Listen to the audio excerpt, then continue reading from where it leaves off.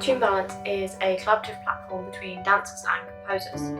It works by creating two digital scores based on the other artist's movements or sound. For a dancer, tune balance involves following a series of dots within a square performance area. This could be an imaginative box or a physical space that the dancers put themselves in. The dots that the dancers follow are generative based on what the composer is playing. So for example, if the composer plays something like an A, it may result in something like this being shown.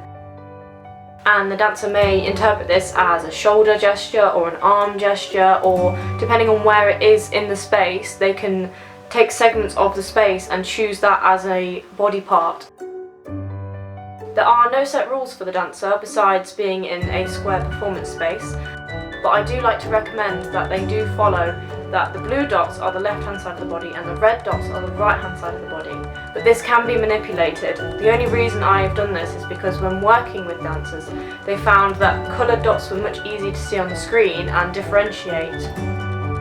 For a composer, tune balance also follows a series of dots, but these dots are constantly moving on the screen, and a bar comes up the screen highlighting the dots, and the musician can choose which dots to play when highlighted or not highlighted. The dots the musician follows are tracking key points of the dancer.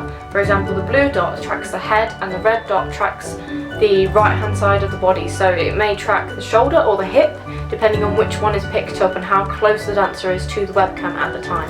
My inspiration behind this piece is coming from a dance background myself. I always found it was really tricky for me to collaborate with musicians themselves because we had such different dance styles and musician styles.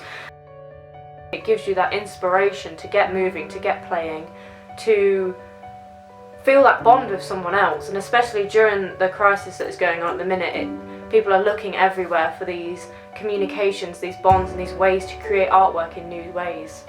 The most important thing for me in this project is it's without limits. This could be used for art, it could be used for performance, it doesn't just limit you to dance and music.